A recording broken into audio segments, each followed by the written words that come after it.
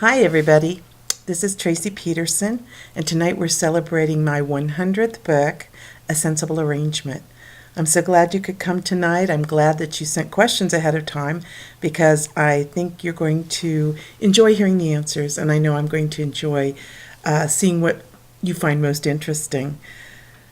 As I mentioned, A Sensible Arrangement is my 100th book. This starts a new series called the You'd think I'd know my own title names. Lone Star Bride series.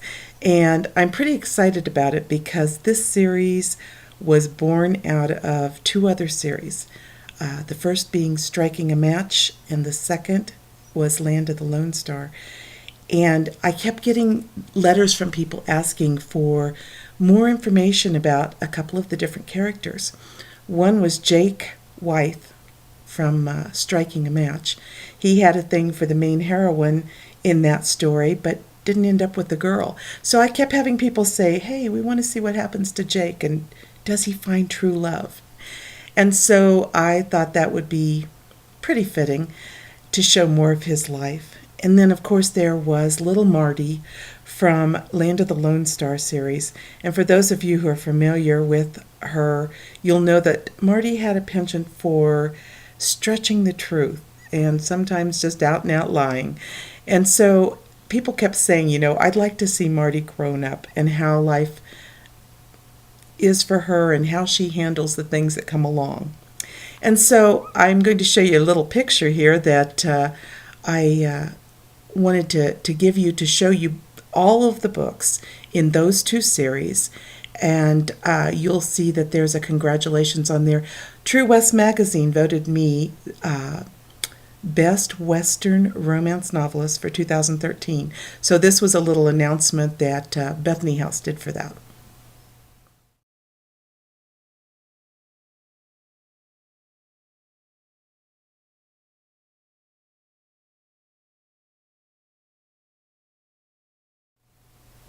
And as you can see, all 6 books were listed there, and they are all still available, so I hope that you'll get a chance to read those maybe, as well as this new series, Lone Star Brides.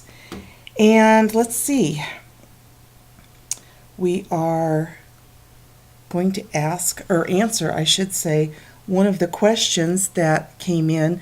I wanted to share with you a little bit about myself. And in that, it kind of comes together with one of the questions. It was talking about,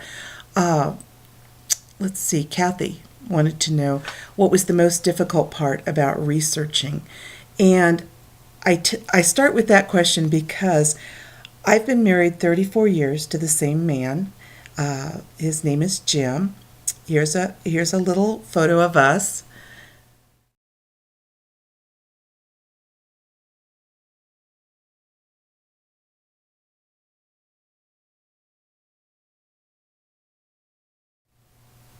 And this was to celebrate our 34th wedding anniversary. It's hard to imagine being married for 34 years, but we are. So, and very happily so. The neat thing is that Jim has a background in history and political science, and he is a historian. So he helps me a tremendous amount with the research we do. And I really have enjoyed learning and just getting to know the things that make for a really good book. As most of you know, I prefer to write historical most of the time, and so often Jim and I will travel to different places and do research. He loves to dig in and talk with a lot of people, get some of those firsthand accounts, and he's taught me a lot about the importance of research. Long ago, he told me that historians have a rule of 3, and that is find 3 separate sources that all agree. Well, now that's not always possible, but what we do then in those cases is try to come up with the research that best fits the time period. And so if I'm going to write about a particular town, say in the 1800s, I will go to other towns that are similar to this town if I can't find information on it. And I will kind of pattern things around that. Usually, though, in most of the settings, I'm able to find quite a bit of information. And so the most difficult process is just digging in and getting the work done. And in most cases, authors know about, you know, their stories and their settings and their places, but they'll only maybe use 10% of what they know. And so that makes it seem like maybe it's not a worthwhile trip or time spent, but it always is, because the author still needs to know about what she's dealing with. Now, back to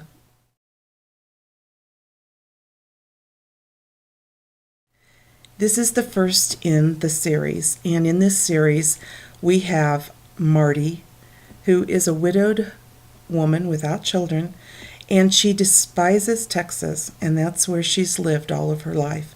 And so she's willing and ready to do anything to get out of Texas. And lo and behold, there's a mail order advertisement for a bride. And this is from a Colorado banker, and he wants a Texas bride. And she thinks, Colorado, that's good enough for me. I'll answer this, and maybe it'll get me out of Texas. Little does she know, though, Jacob Wythe, the banker in question, wants more than anything to get back to ranch life in Texas. He had grown up on a ranch, and his parents had sent him to college. And then during the horrible drought times of the 70s and 80s, he watched their ranch fall apart and his father have to sell. So it's been his desire to get back to Texas. And so, unfortunately, Marty doesn't know this, and he doesn't know that Marty has no desire to ever see Texas again. And it makes for an interesting contrast and conflict, simply because you have two people who are both driven to very honorable goals in the long run. They both agree that they'll marry platonically and have this wonderful friendship, but neither of them are willing to be quite honest about everything. And so it creates all sorts of problems. Now, as you saw earlier, this is the book cover for the A Sensible Arrangement. And I patterned my characters after a couple of different actors. And it's kind of funny, sometimes I will use old-fashioned pictures, and someone asked me, Jennifer asked, are you a visual writer? And I am. I'm very much a visual writer. I like to go to the places I write about. I love to watch documentaries about them and read, and pictures are awesome. So when I ran across this picture,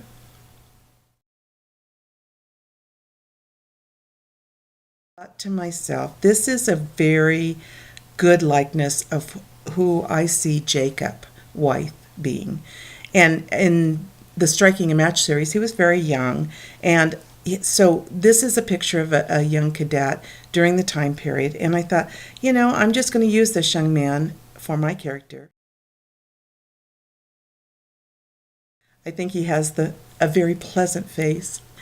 And so as I developed my storyline and Jacob aged, I decided to go with a little more modern character, but try to imagine him in a Texas setting.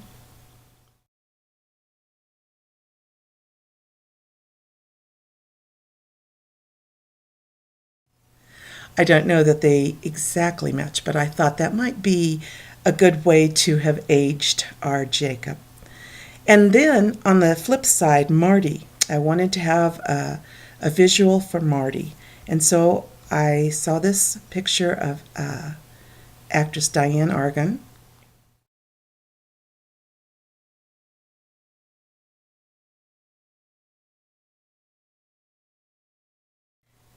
And I thought she would make a very good Marty. And the publisher then takes my ideas and creates the wonderful book covers that come from Bethany House Publishers and Baker Books. And so I sent my little snapshots of these actors and, of course, my very old-fashioned picture, and they came up with a wonderful book cover. I think that they do some of the most spectacular book covers. So I'm going to answer another question. Susan asks, what book series or book did I have the hardest time writing, and why? I'd have to say, I consider this question for a moment, and I'd have to really say that none of the books have been all that difficult once the research is done. And so as far as the series that gave me probably the hardest time would maybe be The Heirs of Montana. We had just moved to Montana, and I had in mind prior to the move that I was going to write a series on Montana. And the bad thing was I really didn't know very much about Montana at all, except that I loved the setting and the people. And I thought that would make a pretty interesting topic, setting, and the history was just fascinating. So maybe that would be one of the books that would qualify for that, just because I came in pretty raw, not knowing a whole lot of the facts. And what was really fun was at the time we were homeschooling our youngest and our only son. And so we did a study on Montana history, and that really laid a nice foundation for the book information. And so the rest is, as they say, history. The series has proven to be one of the most popular, and I thoroughly enjoyed being able to write that. That kind of leads into Elizabeth's question. She wants to know what's the most rewarding aspect of being a writer. For those of you who know me, you know that my writing is ministry. From the time I got started in writing, I wanted to do something that would allow me to share the gospel with other people, and also to offer encouragement and biblical application. And so when I write, I try to offer encouragement. I want you to be entertained by the story. This is one of my 3 E's, entertainment. I want to educate, and not only in the history of things, but to offer some biblical aspects, some information that is available to me through Bible study that I can share. And then last but not least, I want to encourage. And from the letters that I've received, I can tell that God is using that to encourage. So the most important aspect of the writing is reaching the readers for God. That's just pretty special to me, and I love hearing the various the various letters that come back to me telling me that a certain book has touched their life, and that's always a blessing. Back to our book, A Sensible Arrangement. This is book 100 for me, and I'm pretty excited about that. And, throughout the research for this book, I was able to enjoy talking to a great many people down in Texas. I really have a high respect for the way Texas has kept its history. I love how proud they are of the things that they have and the history behind it. A couple of the places that I visited had some very pretty scenes, and I thought I would share just a couple of those with you.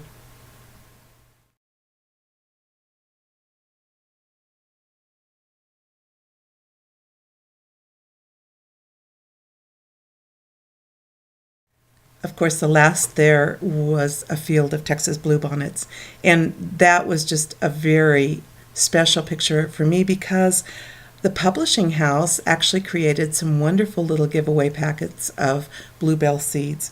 So when I was on book tour in February in the South, I was able to hand these out as a promotional for my book, A Sensible Arrangement. And so that kind of goes with Gina had asked no, it's not Gina. I don't have here we go. Jenny. She wanted to know if we had any special celebrations of the 100th book.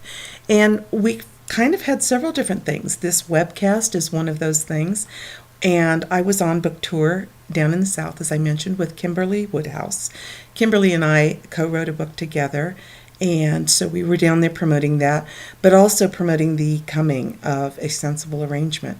And I had a lot of fun because I love to go down to the South and visit with people. And part of the tour was in Texas, and they were very encouraging and very enthusiastic about the series that I've written there. So, with that in mind, I'll get back to the story. We have Marty, who heads to Colorado, and I'm not going to give away all the story, but I did want to share just little things. Marty heads to Colorado to marry this man who finds himself in a position of opulence because he's being groomed for the presidency of a bank. And so because she leaves Texas and ranch life, I wanted to kind of create a fish out of water story. So Marty goes to this opulence, and believe me, in the 1880s, Colorado was a hoppin' place. Silver mining and gold mining, all sorts of mining was going on, and people were making a lot of money. And so through that, I wanted to show you a little bit of the opulence of Denver.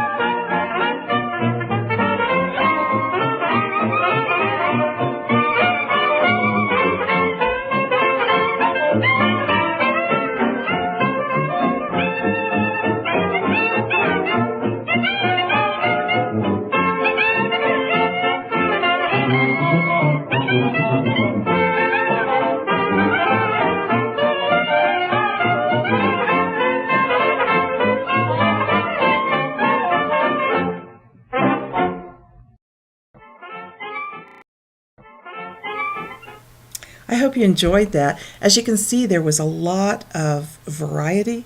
There were some really spectacular homes. As I did my research, I found that there were people who spent hundreds of thousands of dollars on the homes and the furnishings. And it's amazing to me when I read over some of the details, because obviously the money has changed in value over the years. And so you see someone ordering, $20,000 worth of Tiffany glass, and today it would be in the millions. So, back to a few more questions. Let's see. Rita asks, "Did you have what got you interested in writing books?" So, as part of my testimony, I usually tell people that my mother was instrumental in creating the storyteller in me. When I was young, she would give me a piece of paper and a pencil when we were in church and tell me to write a story. And that was out of her desperation to keep me quiet, because I guess I'm a little bit of a noisy girl. Anyway, as I would sit there, I would dream up all sorts of things, and I would make pictures of it prior to being able to actually write the words. And afterwards, though, my mom was smart. She asked me to tell her the story. And so I had the chance to have her undivided attention and found that I really liked that. And so that kind of birthed the storyteller desires in me. As I got older, however, it's kind of funny, I found myself just being a voracious reader. I loved stories of every kind, and I am just as happy to read as I am to write. And when I was 10 years old, my mom actually petitioned the librarian at our public library to give me an adult card, because on the children's card you could only check out 3 books a week, and I needed more than that. And so the library very graciously allowed that, and I was able to check out 10 books a week. And then when I got into high school, I wanted to get into creative writing. And unfortunately, you had to apply for that. And when I did, I was rejected. And the teacher said I didn't show enough creativity or imagination.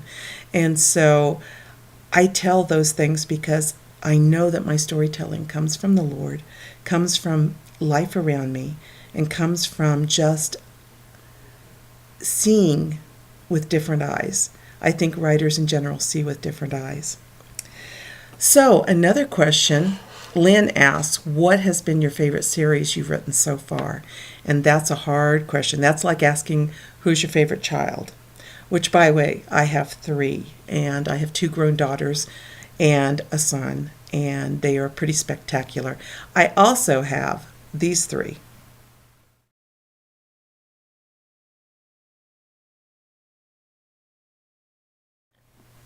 Those are my grandchildren, and I'm very, very proud of all of them. The eldest, Rainey, and the middle one is Fox, and the youngest is Max. And I'll talk a little bit about them perhaps later. But choosing a favorite series is really hard. Choosing a favorite book is just as hard. And I usually tell people what I'm working on at the time is my favorite, which definitely I'm having so much fun with the book I'm writing right now. And it's totally different than a lot of the historicals I've written. And it's going to have a setting in Seattle during the 1880s. But if I was going to go back, I'd have to say, the Heirs of Montana series, because of all the research involved, the time I spent with my son homeschooling, and just the adventures that he and I got to take with his dad. We went around Montana and looked at various things, and so that made it very special to me for a lot of different reasons. But the Heirs of Montana, it has a special place in my heart for sure. The Alaska series, equally as special, however, because I love Alaska and I love to go there and research, and the people are just so phenomenal. And this fall, Kim Woodhouse and I are actually going to Alaska to do a book tour, and we have several churches where we'll be doing speaking events, and that should prove to be a lot of fun. So I have a question here from Amanda, who asks, "What is your go-to Bible verse?" Well, there are several, but one of them that I like a lot is the Judges 5:21, "March on, my soul, be strong." I think sometimes there's been some real headaches and problems that have come my way, and that verse has played a very special role in my life. A couple of years ago, I got diagnosed with MS, and a lot of you knew that. And I've received some really sweet cards and comments from you, and I appreciate that. And there have been some other autoimmune issues and problems, and so throughout all of that, I think that verse has been really important to me. And I think of Deborah and her story in Judges, and so it's an encouragement. March on, my soul, be strong. All right, so back to Marty and Jacob. We have them settling in Colorado in this opulent neighborhood. And so I had to pick a house for them. When I do research, again, I like to be visual as much as possible. And so I went through a lot of old houses and toured some, actually saw some in Denver. And out of all of that, I came up with this beauty.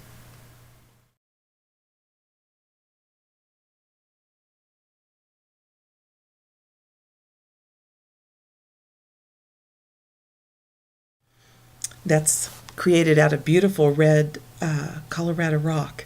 And I thought it just fit my story. It was a little opulent, very special, but yet not palatial like a lot of the houses. And so I wanted to set my story there. And when I did research for the various things that might have been found in this home, I was just really amazed at all of the waste, I might say. You would have people with a lot of gold gilding. You would have very expensive objets d'art. You would have the palatial estate itself with more room and space than the people really knew what to do with. And you would have these wonderful Tiffany windows, as I'd mentioned earlier. Some people had trimmed their house out with copper and other precious metals. And so it was just amazing to see people in this time period. And of course, in this series, however, it leads right into a financial crisis. And that's what happens in this book. It's 1893, and there is a banking crisis, and silver is devalued. And for Colorado, that was a huge blow because there were a lot of silver kings, and there were people who were employing hundreds, if not thousands of people across the state to mine silver. So when silver was devalued, the mines closed, and a lot of the people lost their shirts. They just folded up shop and went home.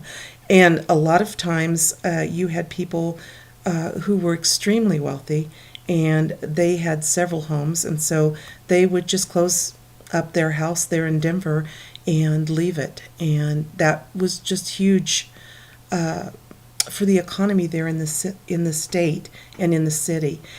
The other thing was you ended up with a lot of homeless people, and you had people all over the place. And so one of the things I mentioned in my book is that there was an attitude among the very wealthy who were still within the city to give the homeless a train ticket to go anywhere other than Denver, because they wanted to get rid of them and not have to deal with them anymore. And so along with this, then you also had a lot of orphans. You had people who took their lives, left their children behind. You had people who had been working the mines and had no hope of feeding their children, so they turned them out on the city streets, hoping that someone would take them in. And that just didn't happen a whole lot because of the crisis hitting across the board. And so a lot of the orphanages were born that before had been perhaps just small local community groups. Then you started getting some really large state orphanages and church orphanages to handle all the little children. And so, of course, I thought this would be a good opportunity for Marty to take an interest in something other than herself and her predicament with Jacob. Another thing in the storyline that I had a lot of fun with was researching stagecoaches. I wanted to have my heroine drive a stagecoach out of necessity. And so I thought perhaps it would be a good idea for me to know what it was like to drive a stagecoach. And so I have a dear, dear friend, and her brother runs a stagecoach tourism business, and so she hooked me up. And this is a picture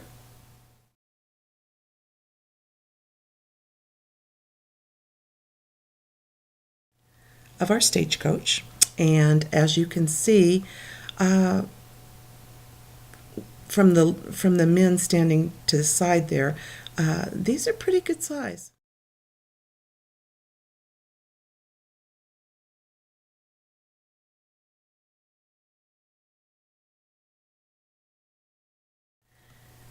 Now, when I went to try to climb up on the stagecoach, the driver gave me some very detailed instructions. And he told me first I was going to put my foot on the hub of the wheel, and next then I was going to climb up on top of the wheel, but not to stay there very long, because if the horses decided to move, I would be moving too. And so I came up to this wheel and found it to be very nearly as tall as I was. And so in my story, I make the wheel kind of daunting to Marty as well. And she has experience driving wagons back home, but a stage is a whole different story. You know, you've got 6 horses instead of just 1 or 2. And so she definitely had her work cut out for her. And I had my work cut out for me. The problem was there was a good reason why overweight middle-aged women did not drive stagecoaches in the Old West. And I was about to find out why. As I climbed up on that hub, it was really difficult.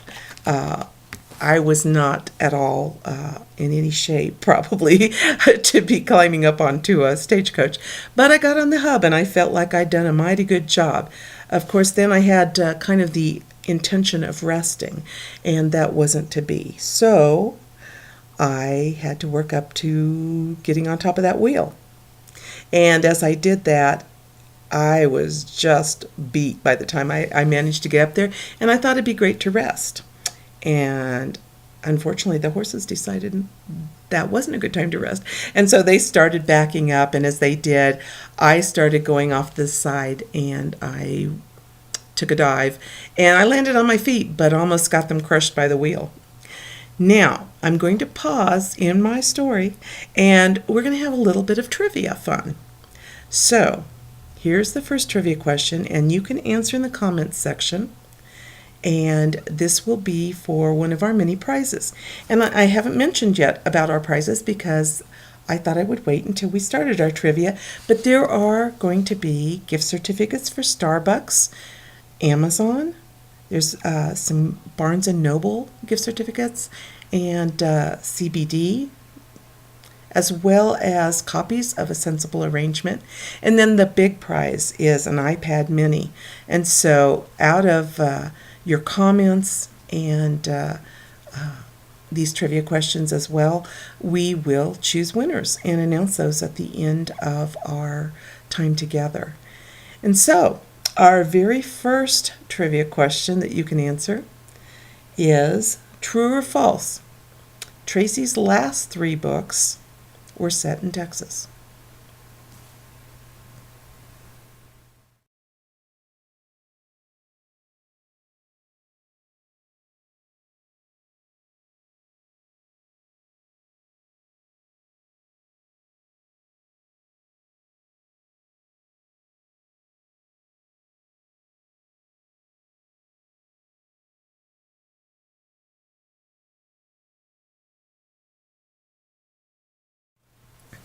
Okay, hopefully you got the right answer.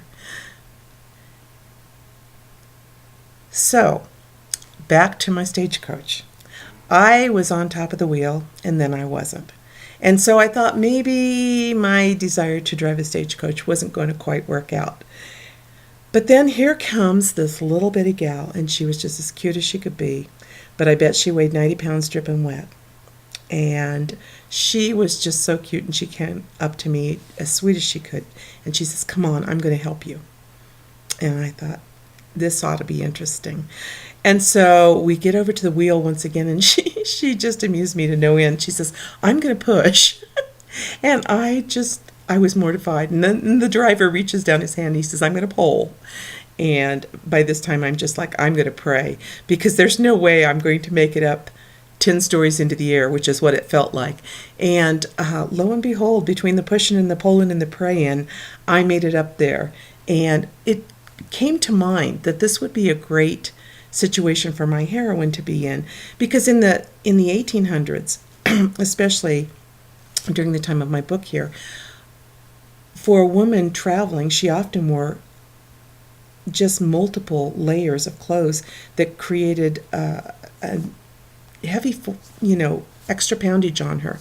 And so sometimes the clothes could weigh as much as 30, 40 pounds just in a traveling suit and all her layers. So I thought, okay, I'm going to have a heroine here who's traveling and wearing a lot of clothes that she wouldn't normally wear, and she's really going to be encumbered. But yet there's going to come a situation where she's going to have to drive this stagecoach and get the occupants of the stage and the wounded drivers to safety. So that was my thought as I climbed up there. But as you can see,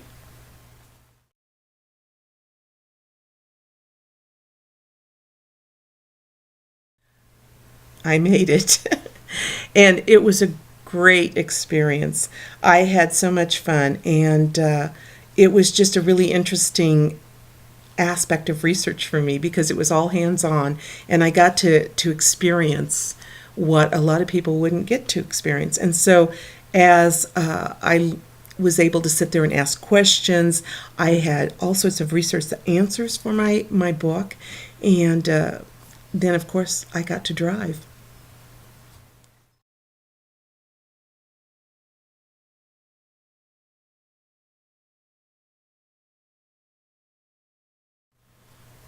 So it was a wonderful experience, and it lent itself well to the book.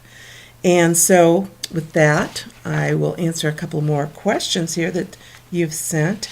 Tammy asks, can you share a bit how you construct storylines? Do you use detailed outlines, cut out pictures of magazines, keep writing to see where the story will lead, etc.? I am what they call a plotter. Other writers write by the seat of their pants, and they just sit down and write the story out. I don't work that way. I've got to have an outline. And so I start plotting the book. I'm thinking even now of what series I'd like to do after the one I'm writing. And so my books go in about a year in advance. So this series is all done and waiting to be published. And I'm working on the Seattle series that I mentioned, and there will be 3 books in that series. So I'm plotting and planning and thinking of what I want to go in those stories, and I'm writing out details as I go and keeping a lot of notes, because that's how I keep track of things. And so at any given point, I'm probably working on 3 or 4 stories at once. And that would be kind of the very early stage of research on one, and then the plotting out of another, and then the actual writing of a third. And sometimes I'm also doing galleys, which are that's the stage where I proofread for the final copy that's going to be going to the publisher to be printed. So one of the things I do is I sit down and I'll start writing a line or two about the story. I'll start where, perhaps with the beginning. Sometimes a thought will come and it's a scene that I want to put in the middle of the book, but then I start backing up from there to figure out what I want to do to get my characters to that point. And so I will write down maybe just a line or two about how I want the story to go. And then I start adding additional lines and thoughts to those lines.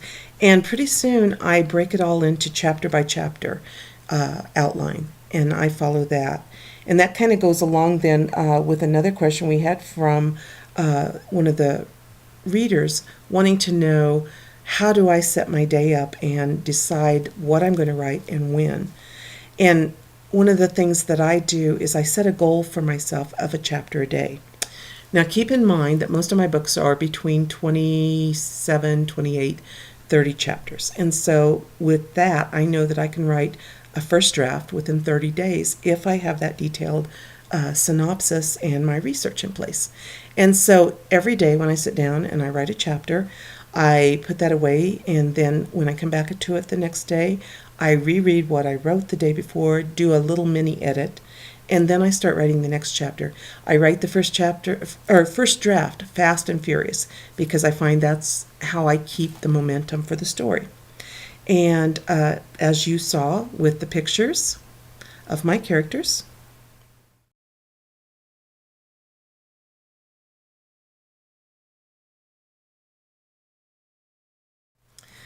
I'm a very visual person. And so I will take notes at museums and take pictures. I will put those online or on my computer so that I can pull those up and be able to describe in detail for any of the story sections that I will need those for. And I find that that works best for me. Someone else wanted to know about my office, and you can see just a wee bit of it behind me. I've recently regutted this room and totally done it, redone it, yes, redid it. And so I wanted to share a couple of pictures with you of the outcome. First,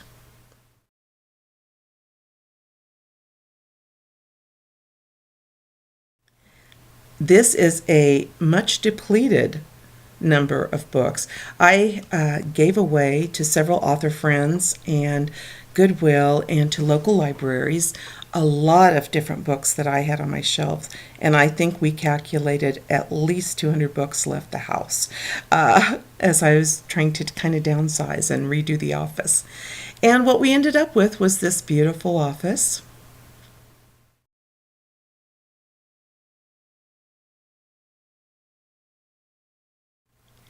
And my very enormous desk.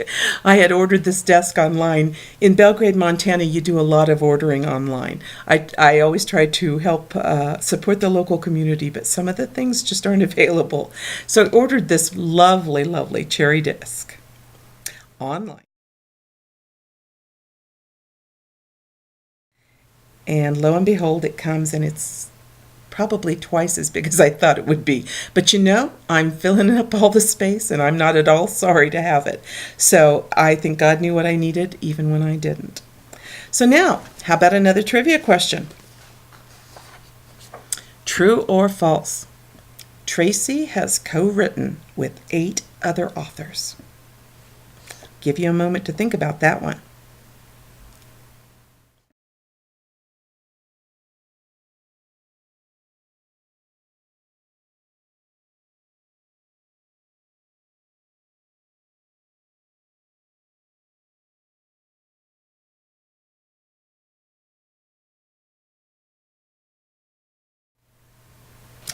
Okay, did you know the answer to that? I'm actually going to tell you about that right now. The answer's true. There was Judith Pella. She was my very first experience with Bethany House, and I very much appreciated that woman. She taught me so much. She's a phenomenal author. If you haven't read her, you definitely need to pick up her books. I wrote also with James Scott Bell, another phenomenal author and just a wonderful man. So funny, and yet he writes these really heavy-duty legal thrillers, and he co-wrote with me the Angels series, the Kit Shannon, Trials of Kit Shannon. He's written on his own, and so I recommend him as well. Judith Miller's the third one, and Judy is a dear friend. We met back in Topeka, Kansas, and Judy and I have co-written quite a few books together. The most co-writing I have done has been with her, and it was and has continued to be just a phenomenal experience. Then there was my daughter Jennifer. Actually, she was the very first person I co-wrote with, and I very much enjoyed what we were able to create together. Jennifer edits on her own. She has her own online editorial business, and she edited most of my first books, and I always appreciated her insight. She just has a real knack for knowing what works and what doesn't. I also co-wrote with Kimberly Woodhouse, as I mentioned earlier, and our book, All Things Hidden, was just out last December, and it's set in Alaska, and Kimberly was a missionary in Alaska for a time, and we both have such a passion for Alaska that we thought, we couldn't help but write a book together about that state. I also co-wrote with Diane O'Brien and Allison Botke for a nonfiction title, and Michael Landon Jr., although that experience was more just a co-plotting than a co-writing. Anyway, I hope you got the answer right on that. So, now back to the story, and Colorado falling apart, and orphans on the street, and our dear Marty wanting to save the world. All the while, she's not fitting in with these very, very opulent women, and she just finds that this isn't the society that she thought that it would be. And she meets up with a young woman who is troubled and damaged goods, and young Alice becomes her maid. And Alice has been scarred physically and emotionally from things in her past. And dear Alice's story will continue in book 2 of this series.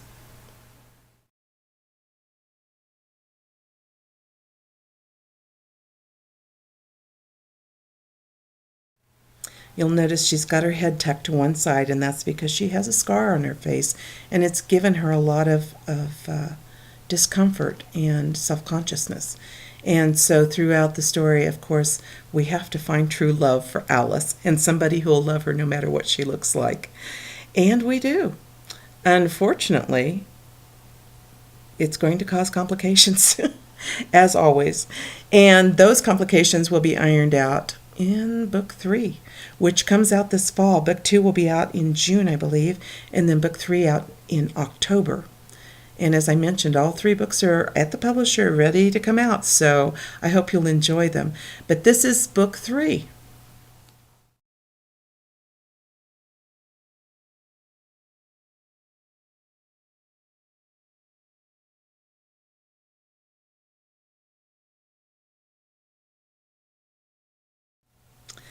And that I will just leave as a mystery as to who that character is. But I can promise you it's going to be a lot of fun, and I think that you'll enjoy it. So I want to ask another trivia question. And if you were paying attention, you'll know the answer to this whether you have read them or not. Tracie has written nonfiction as well as fiction. True or false?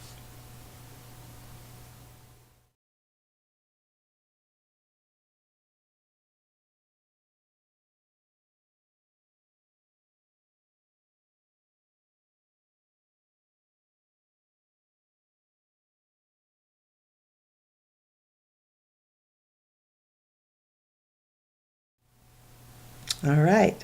I hope you got the answer to that one right. Let's look at our questions again. I think these are so much fun, and I really appreciate that you sent these in ahead of time and that you're sending in some now, even as we speak. Tricia asks, how have you seen God work through your books? And that has been a remarkable and special thing for me. I have had letters that have left me in tears. Recently, I had one from a woman who told me, she says, I'm not a practicing Christian, but I picked up your book and it changed my life. And I started paying attention and asking some questions, some hard questions. And that touched me. I thought, this is why I write. Another time I had a runaway who wrote to me and said that she picked my book up in a mission and had read it and it gave her the strength to go home. I wept a lot over that one. And there's been stories from people who've gotten saved, people who have been invalids and couldn't do anything else, and the books had encouraged them and given them hope. And so throughout this, I've seen God's hand.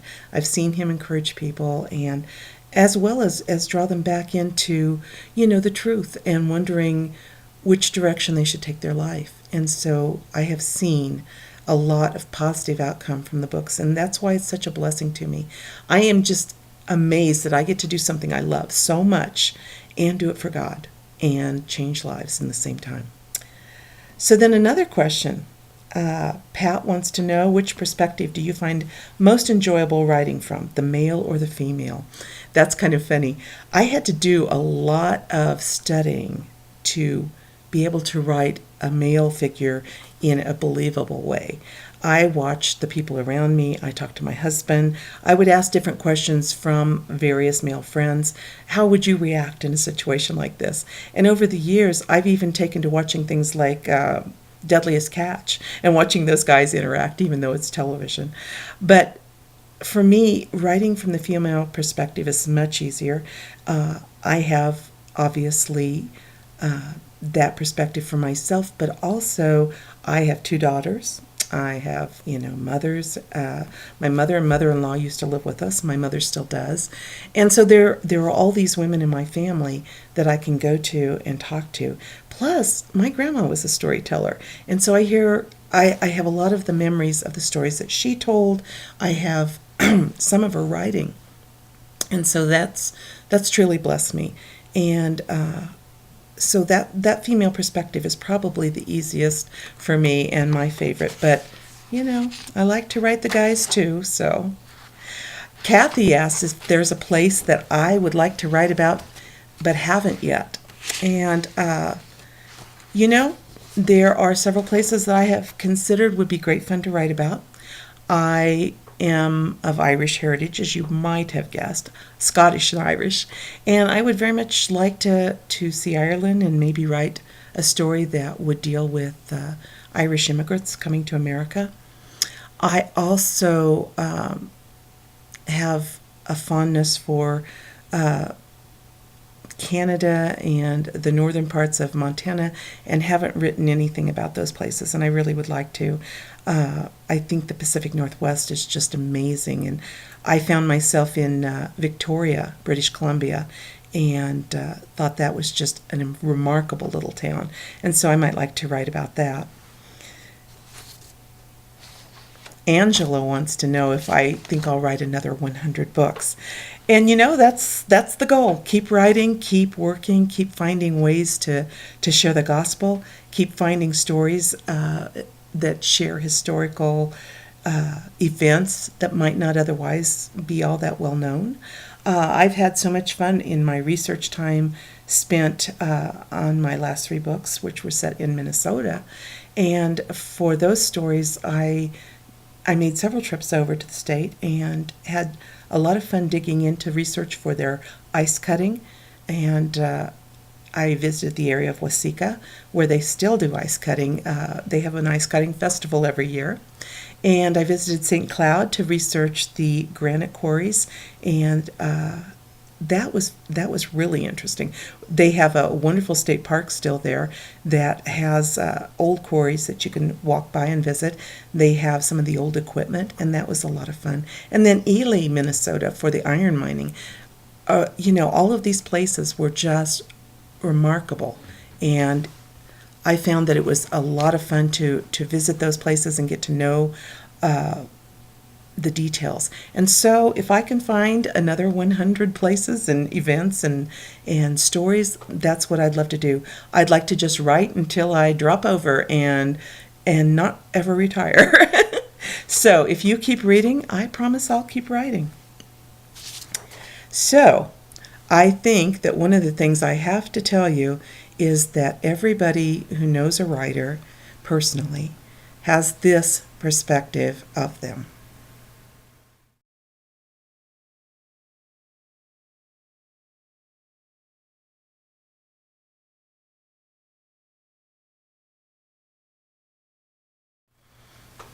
And with that perspective comes a lot of different things that I do that deal with writing. I love to teach at writers' conferences and teach new authors about writing. And this spring, I'm going to be at Colorado Christian Writers Conference in Estes Park, and that takes place in May. From I think it's the 15th through the 18th.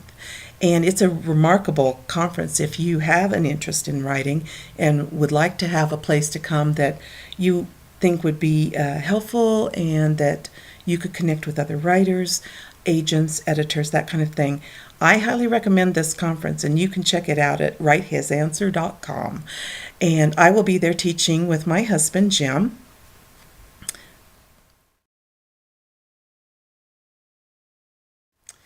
And in the past, we were both the managing editors for Heartsong Presents for a time.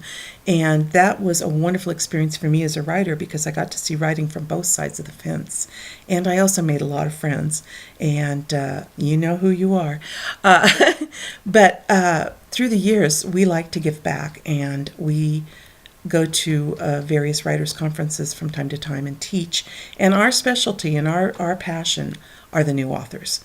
We love to work with the new authors and share insight and help them to develop their voice and their stories.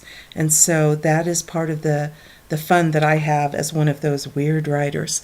I also go and speak at various women's events. And if you have a bookstore or a book club and you would like me to speak or come for a signing, you can contact the publisher for those things, and we're making lists all the time. And so then if I am going to be in a certain area, we have those things on paper, and we can call you up and see what's available.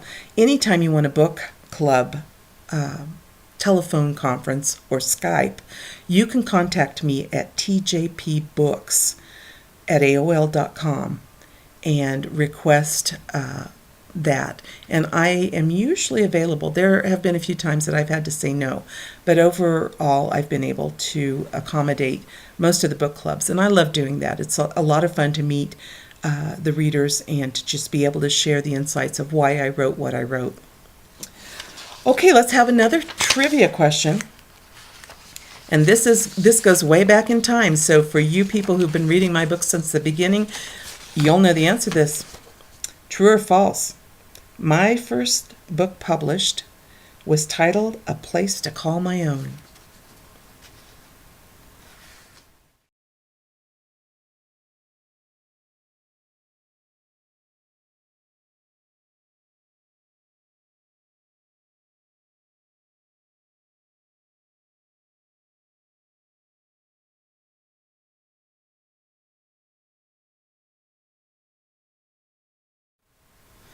All right, so we're getting down to the last 5 minutes or so here, and I wanted to make sure that I covered as many questions as I possibly could. Tina wants to know what my favorite time period to write about is, and that would probably be Americana history from the Civil War to the early 1900s.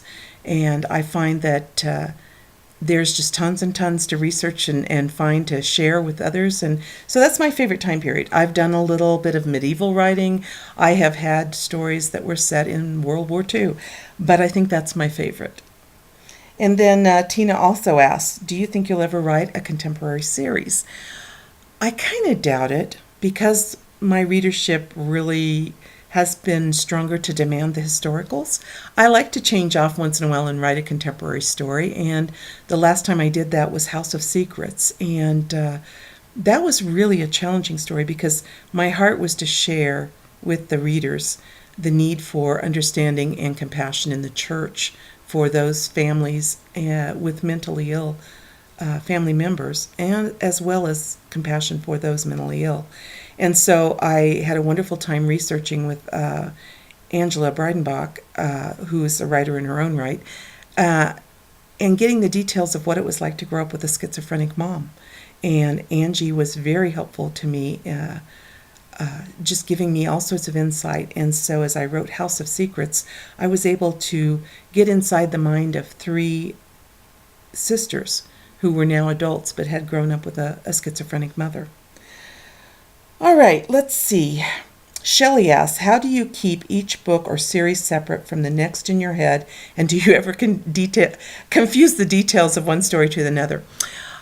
I have, as I mentioned, those wonderful outlines, but I also create wonderful character sheets. I have a list of 100 questions I can ask about my characters, and that gives me insight into who they are. And so that helps me to keep the details straight. Also on those character sheets, I come up with all sorts of notes about people that are in the books that may not be a main character but were named or mentioned, time period events, as well as maps, perhaps, of the towns I'm writing about. And so I try to keep everything straight by just having a lot of notes. Okay, let's have one last trivia question, because I want you to have plenty of opportunity to win. True or false? Tracie's Lone Star Bride series, the one we're talking about here, with the first book being A Sensible Arrangement.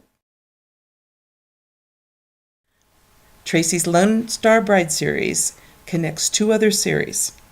And if you were listening earlier, you'll know those 2 series. Is it Striking a Match and Heirs of Montana? True or false?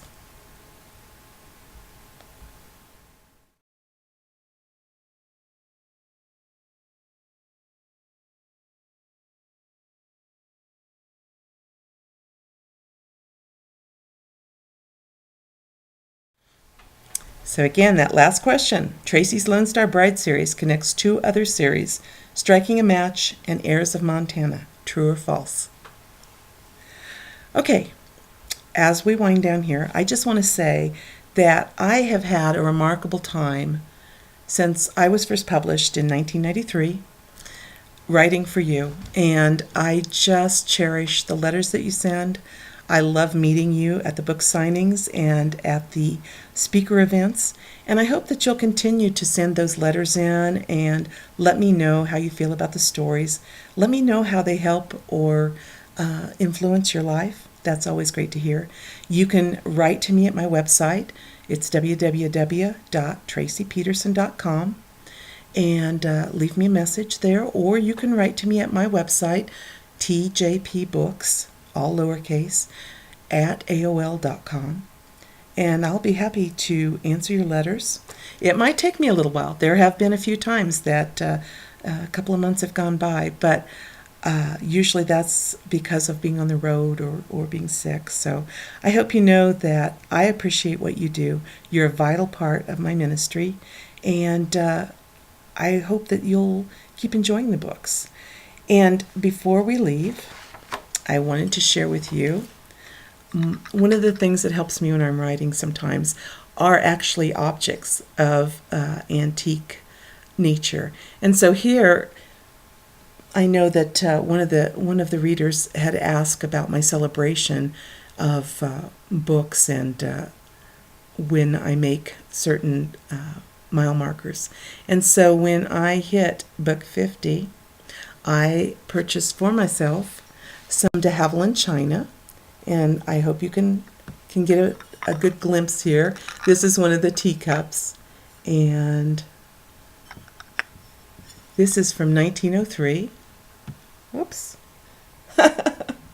And it's de Havilland china, and Theodore Theodore Haviland. Sorry, I keep saying de Havilland. I'm going into aircrafts, but the patent was set in 1903, and it's just remarkable china.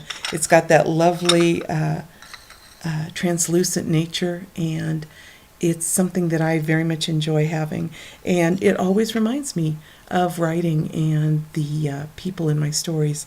So sometimes my characters will have some lovely Haviland china for their tea. All right. Well, this was a fun evening. I hope you enjoyed it as much as I did.